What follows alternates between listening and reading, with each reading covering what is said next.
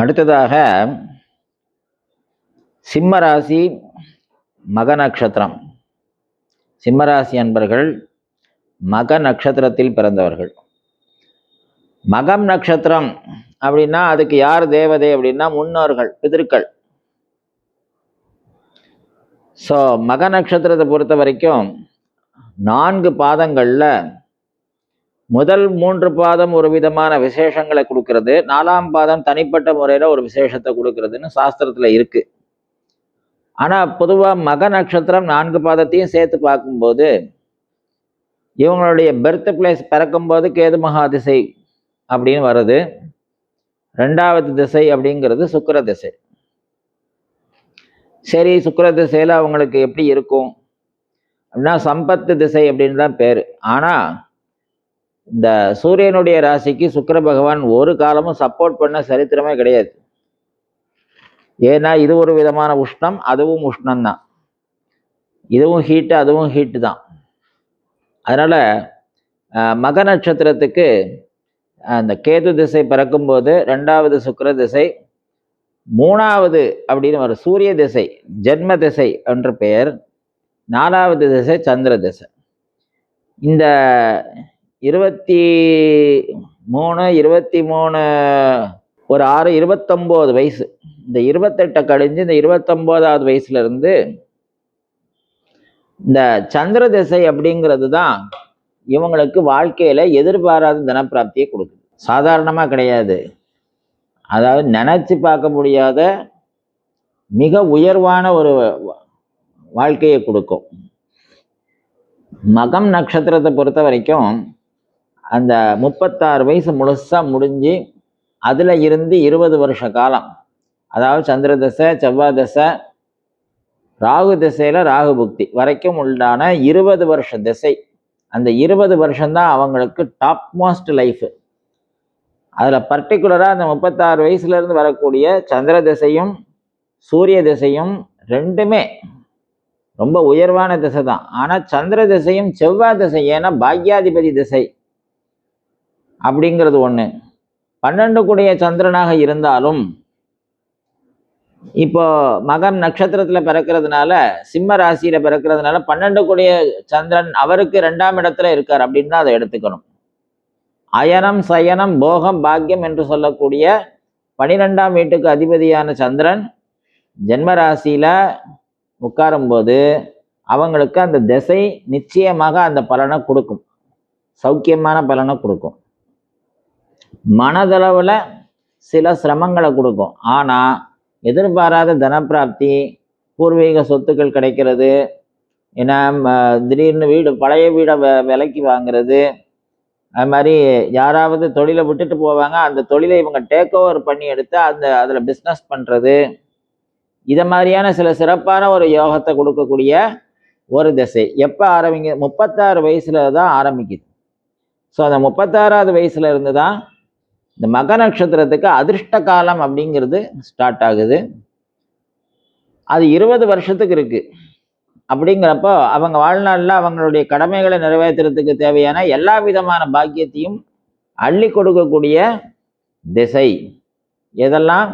சந்திர திசையும் முக்கியமாக செவ்வாய் திசையும். அப்போ தனபாகிய யோகம் அப்படின்னு நாங்கள் சொல்லுவோம். 2 கூடியவனுடைய சம்பந்தத்தோட பாக்கியாதிபதி செவ்வாய் சேர்ந்தாருன்னா, செவ்வாயும் புதனும் சேர்ந்தா கொஞ்சம் குழப்பம் அப்படின்லாம் சொல்லுவாங்க. ஆனால் இங்கே தனபாகியாதிபதி சேர்ந்தா எதிர்பாராத தனப்பிராப்தி ஏற்படும். பெரிய அளவில் பிஸ்னஸ் பண்ணிடுவாங்க. நிர்வாகம் பண்ணுறதுல சிம்மராசிக்காரங்களை அடிச்சிக்க முடியாது. அதில் முக்கியமாக மக நட்சத்திரத்தில் பிறந்தவங்களுக்கு தான் இப்போ நம்ம பார்க்குறோம். மக நட்சத்திரத்தில் மட்டும் பிறந்தவங்களுக்கு எப்போ தனப்பிராப்தி, எப்போ பொருளாதாரம் விருத்தி ஆகும்? 36 வயசுல இருந்து அவங்களுடைய வாழ்க்கை இது எதிர்பாராத ஏற்றத்தை சந்திக்கும், எதிர்பாராத தனப்பிராப்தியை அடைவாங்க, நினச்சி பார்க்க முடியாத உயரத்தை எட்டுவாங்க. ஆனால் அது வரைக்கும் அவங்களுக்கு வாழ்க்கையில் சில சோதனைகளும் சில பிரச்சனைகளும் இருக்கும். அதை ஒன்றும் ஒரி பண்ணிக்க வேண்டாம். ஏன் அப்படின்னு கேட்டால், அது முன்னோர்களோட நட்சத்திரமாக இருக்கிறதுனால அதுக்கு ஒரே நிவர்த்தி என்ன அப்படின்னா முன்னோர்களை வழிபாடு பண்ணுறது தான். இறந்த நம்மளுடைய முன்னோர்கள், நம்ம தாத்தா பாட்டி, அவங்கள பிரார்த்தனை பண்ணுறதன் மூலமாக இவங்களுக்கு இயற்கையாக சரியாக போயிடாது. அது ஒன்று தான் வழி. அதனால் மக நட்சத்திரத்தில் பிறந்தவங்களுக்கு பிதர்கள் தான் தேவதை. முன்னோர்களை வழிபாடு செய்யும் பட்சத்தில் சோதனைகள் இருந்தாலும் அது குறைஞ்சிரும். அதிர்ஷ்ட காலம் அப்படின்னு நம்ம எடுக்கும்போது 36 வயசுலேருந்து ஆரம்பிக்குது. அந்த 36வது வயசுலேருந்து அவங்களுக்கு வாழ்க்கையில் எதிர்பாராத திருப்பங்கள், மாற்றங்கள், நன்மைகள் நிச்சயமாக ஏற்படும். அதில் எல்லளவும் சந்தேகமே இல்லை. இரண்டாவதாக அடுத்து பூர்வபல்குனி நட்சத்திரம். பகணம் பூர்வபல்குன்யாம் அப்படின்னு சொல்லியிருக்கு. பகணம் பூர்வபல்குன்யாம் அஷ்டோ சைவோத்தரோ பகா அப்படின்னு பூர்வபகம் உத்தரபகம் அப்படின்னு பகம் அப்படிங்கிற ஒரு தேவதை 2 நட்சத்திரங்களாக பிரிஞ்சிருக்கு. பூர்வபகம் உத்தரபகம் அப்படின்னு பிரிஞ்சிருக்கு. அதுக்கு பேர் பகம் அப்படிங்கிறது ஒரு தேவதை. அது யார் அப்படின்னு கேட்டால், நம்ம கர்ப்பத்தில் ஒரு குழந்தை இருக்குது அப்படின்னா அந்த குழந்தைய கெட்டியாக பத்திரமா வளர்க்குறது யார் அப்படின்னு கேட்டால் பகன் அப்படிங்கிற ஒரு தேவதை. நம்ம இதில் வைத்திய சாஸ்திர நூல்கள் என்ன சொல்கிறது அப்படின்னா, அபானன் அப்படிங்கிற வாயு 10 விதமான வாயுக்கள் சரீரத்தில் இருக்குது. அதில் அபானன் அப்படிங்கிற வாயு தான் இந்த கர்ப்பத்தை இறுக்கி பத்திரமா பிடிச்சிருக்கு அப்படின்னு. எப்படி ஒரு கர்ப்பத்தை பத்திரமாக வளர்க்கக்கூடிய பொறுப்பு அந்த பகன் அப்படிங்கிற தேவதை இருக்கோ, அத மாதிரி இந்த பூர நட்சத்திரத்தில் பிறந்தவங்களுக்கும் உத்தர நட்சத்திரம் 1ஆம் பாதத்தில் பிறந்தவங்களுக்கும், முக்கியமாக இந்த சிம்ம ராசியில் பிறந்தவங்களுக்கு வாழ்க்கையில் இவங்களை பெத்தவங்க பத்திரமா பார்த்துப்பாங்க. கல்யாணத்துக்கு அப்புறம் மாமனார் வீட்டில் பத்திரமா பார்த்துப்பாங்க. குழந்தைகள் வளர்ந்த அப்புறம் குழந்தைங்க பத்திரமா பார்த்துப்பாங்க. நாளைக்கு அவங்க ஒரு தன் பிள்ளைகளுக்கு சம்பந்தம் பண்ணுறாங்க அப்படின்னா கல்யாணம் பண்ணி கொடுக்குறாங்க. அந்த சம்பந்தி குடும்பம் இவங்களை பத்திரமா பார்த்துப்பாங்க. ஸோ பிறந்தது முதல் கடைசி காலம் வரை இவங்களை மற்றவங்க எல்லாம் பத்திரமா பார்த்துப்பாங்க. இவங்களுக்கு என்னென்ன தேவைகள் இருக்கோ அந்த தேவைகளை பூரா சுற்றி இருக்கிறவங்களே நிறைவேற்றிக்கிட்டே வருவாங்க. இவங்க முயற்சி பண்ணினாலும் பண்ணலைனாலும் இவங்க தேவைகள் நிறைவேறிக்கிட்டே இருக்கும். அவங்களுக்கு என்ன வேணுமோ அது கொடுக்கப்பட்டு கொண்டே இருக்கும். அவங்க என்ன நினச்சிக்கிட்டு இருப்பாங்க அப்படின்னு கேட்டால், நான் ஒன்றுமே பண்ணலையே, நான் முன்னுக்கு வரவே இல்லை, நான் இன்னும் சம்பாதிக்கவே இல்லை, நான் ஒன்றுமே பண்ணலை, நான் இன்னும் உயர்வான நிலைக்கு வரல, அது வரல, இப்படின்னு நினச்சிக்கிட்டு இருப்பாங்க. ஆனால் உண்மை என்ன அப்படின்னு கொஞ்சம் அனலைஸ் பண்ணி பார்த்தோம் அப்படின்னா அவங்க தேவைகளை நிறைவேற்றி கொடுத்துக்கிட்டே இருக்கும். ஏன்னு கேட்டால் இவங்கள வாழ்நாளில் 27 நட்சத்திரத்தில் பாக்ய தேவதை என்று சொல்லக்கூடிய அந்த தேவதைக்குரிய நட்சத்திரம் அப்படின்னா பூர்வபல்குனி நட்சத்திரம் மட்டும்தான். அந்த பூர்வபல்குனி நட்சத்திரத்தை பிறந்தவங்களுக்கு பிறந்தது முதல் கடைசி வரைக்கும் இருக்க இடமும் உண்ண உணவும் உடுத்த துணியும் இதுக்கு பஞ்சமே வரக்கூடாதுன்னு விதி.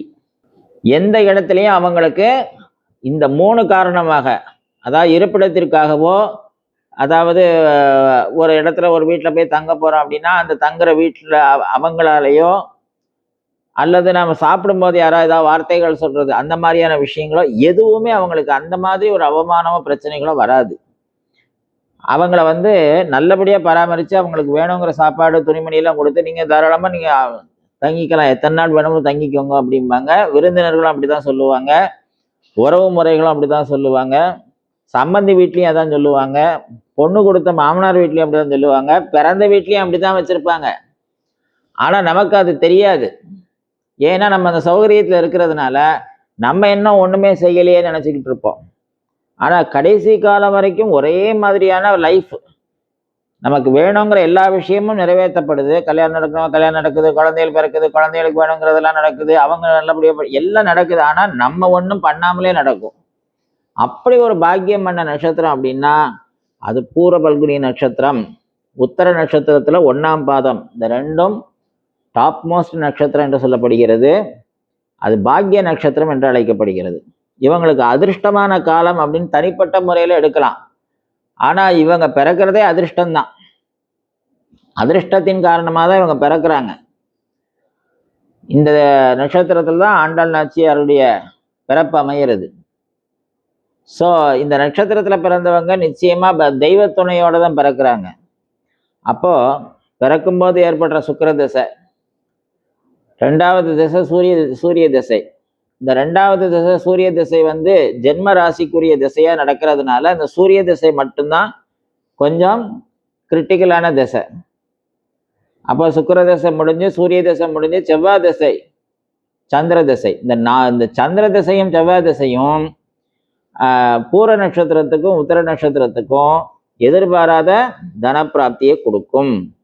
ஏன்னு கேட்டா சந்திரன் அப்படிங்கிறது வந்து பூரத்துல உட்கார்ந்து சந்திரனே தானே திசையும் நடத்தும் போது ரெண்டு குளிர்ச்சியான ஒரு பாக்கியம் கிடைக்கிறது. ஏன்னா அந்த நட்சத்திரம் பெண் நட்சத்திரம், இளவரசிக்கு உரிய நட்சத்திரம், அது கேட்டதெல்லாம் கொடுக்கக்கூடிய ஒரு நட்சத்திரம். ஏன்னா மனசு அப்படிங்கிறது ஒன்று, மனசுல ஒரு விஷயம் உதயமானதுக்கு அப்புறம் தான் நம்ம அது செயலில் ஈடுபடுறோம். ஸோ அதுக்குரிய ஒரு கிரகம் எதுன்னா சந்திரன், மனசுக்கு அதிபதி.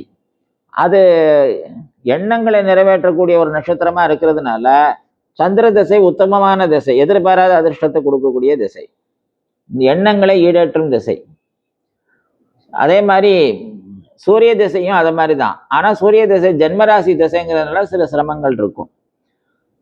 செவ்வாய் திசை பாக்கிய திசை.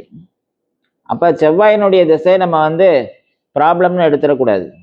ஏன் அப்படின்னா பூரம் உத்திரம் அஸ்தம் சித்திரை 4வது அப்படிங்கிறது, அதாவது செவ்வாய் திசை 4வது திசை.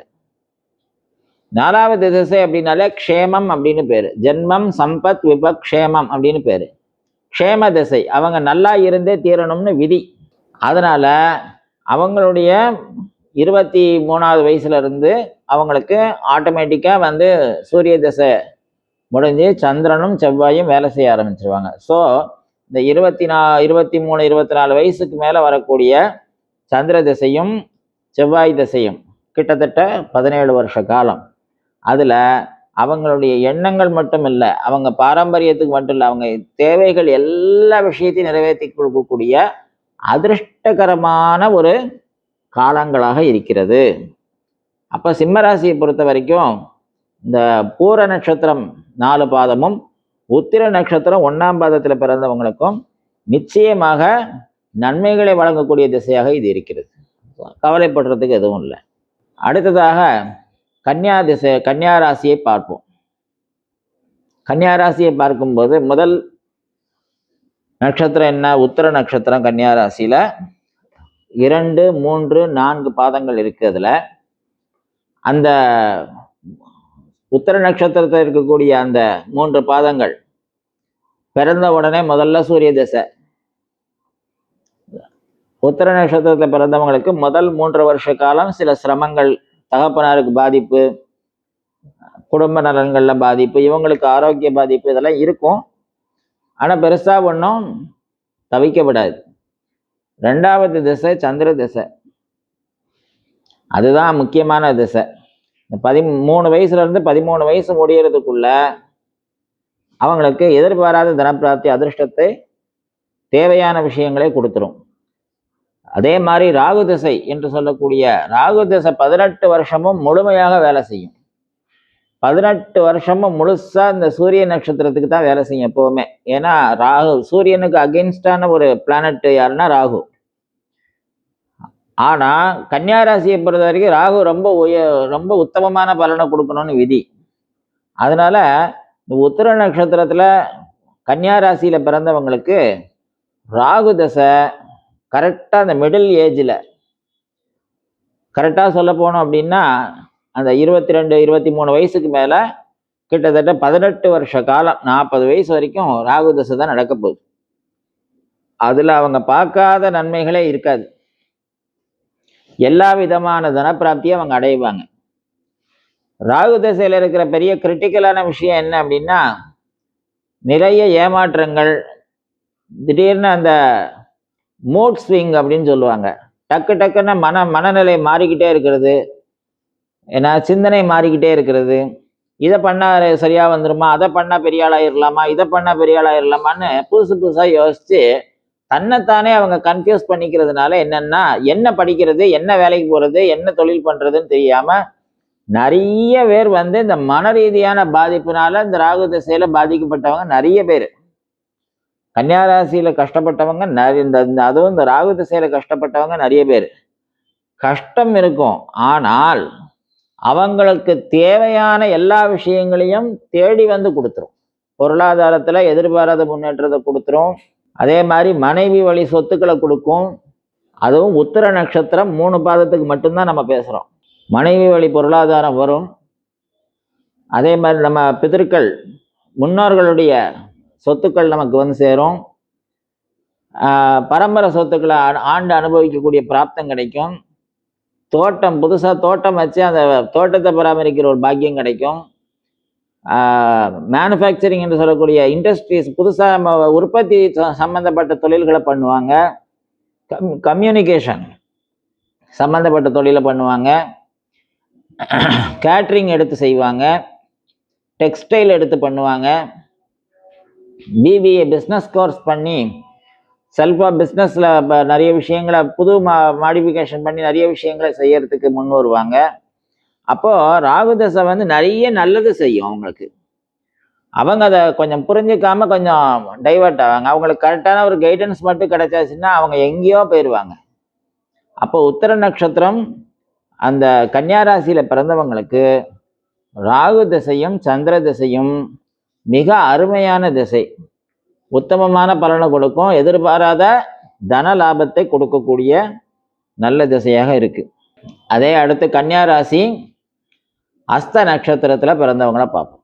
அஸ்த நட்சத்திரத்துல பிறந்தவங்களுக்கு அஸ்தம், சவித்ரு, சாவித்திர, அர்க்க, சூரிய, திவாகர அப்படின்னு சொல்லியிருக்கு. ஸோ எல்லாமே சூரியனுடைய பேர்கள். அஸ்த நட்சத்திரத்துக்கு யார் தேவதை அப்படின்னா சூரியன். அதுல பிறக்கிறவங்களுக்கு ஆரம்பிக்கிற திசை என்ன அப்படின்னா சந்திரன். அப்ப 2 விஷயம் அதுல கிடைக்கிறது. தசாநாதன் சந்திரனா போயிடுறார், நட்சத்திரத்துக்கு தேவதை சூரியன் ஆயிடுறார். பிறந்த உடனேயே அந்த குடும்பத்துல இப்போ ஏதாவது வீடு வாங்கிடுவாங்க, இடம் வாங்கிடுவாங்க, அந்த மாதிரி ஏதோ ஒன்று கட்டாயம் செய்வாங்க. பிறந்து முதல்ல 5 வருஷம் 10 வருஷத்துக்குள்ளேயே அஸ்த நட்சத்திரத்தில் பிறந்தவங்க அந்த வீட்டில் பிறந்திருக்காங்கன்னா அவங்க குடும்பத்தில் நிச்சயமா வந்து சொந்த வீடு வாசல் நிச்சயமா வாங்கிடுவாங்க. அஸ்த நட்சத்திரத்தில் பிறந்தவங்களுக்கு என்ன ஒரு யோகம் அப்படின்னு கேட்டா, இவங்க மற்றவங்க நிறைய குடும்பத்துக்கு போய் முதல்ல அதை கல்யாண பேச்சு ஆரம்பிச்சு வைக்கிறது, தொழிலுக்கு ஒரு விஷயத்தை ஆரம்பிச்சு வைக்கிறது, இந்த கைராசி அப்படின்னு சொல்லுவாங்கல்ல, அந்த கைராசிக்கு வந்து பேர் போனவங்க யாருன்னா அஸ்த நட்சத்திரக்காரங்க. அவங்க போய் ஒரு விஷயத்தை தொட்டு கொடுத்தாங்கன்னா அந்த காரியம் துலங்கும். அப்ப அஸ்த நட்சத்திரம் உயர்வான ஒரு நட்சத்திரம். அதுக்கு தேவதைய பிரகாசமான சூரியன். அப்போ சந்திர திசை தான் ஆரம்பமே. லாபத்தோடு தான் வாழ்க்கை ஆரம்பிக்கும். 2வது திசை என்று சொல்லக்கூடிய சம்பத் திசை அப்படின்னு சொல்லுவாங்க. தனப்பிராப்திக்குரிய திசைன்னு சொல்லுவாங்க. ஆனா அஷ்டமாதிபதி திசையாக அந்த செவ்வாய் திசை வர்றதுனால அந்த 5 வயசுலேருந்து 12 வயசு வரைக்கும் வரக்கூடிய அந்த செவ்வாய் திசை வந்து கொஞ்சம் பாதிப்பு உள்ள திசை. ராகு திசை 3வது திசை விபத்து திசை. அது சரியா வராது, நிறைய பிரச்சனைகள் வரும்னு நினைச்சுக்கிட்டு இருப்பாங்க. ஆனா ராகு திசையும் குரு திசையும், அதாவது கிட்டத்தட்ட 30 வருஷ காலம் தோராயமா வச்சுக்கோங்க.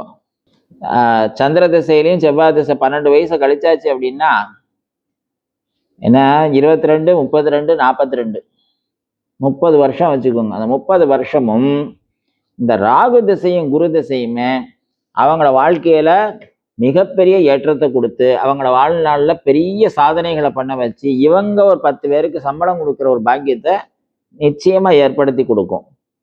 அவங்களுக்கு தேவை ஒரே ஒரு கைடன்ஸ். யாராவது ஒரு சரியான கைடு மட்டும் கிடைச்சிட்டாங்கன்னா எங்கேயோ போயிடுவாங்க. ஏன்னு கேட்டா அவங்கள மாதிரி உற்பத்தி சிந்தனை யாருக்கும் வராது.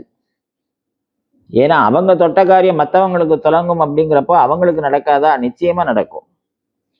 அதனால இல்லறம், குடும்பம், வாழ்க்கை, பொருளாதாரம் இந்த விஷயங்கள்ல எதிர்பாராத தனப்பிராப்தியும் எதிர்பாராத வாழ்நாளில் உயர்வான நிலையை அடைகிறதும் இந்த பிராப்தம் எப்ப இருக்கு அப்படின்னா அந்த ராகு திசையிலையும் குரு திசையிலையும் நிச்சயமாக கிடைக்கும். ராம் ராம்.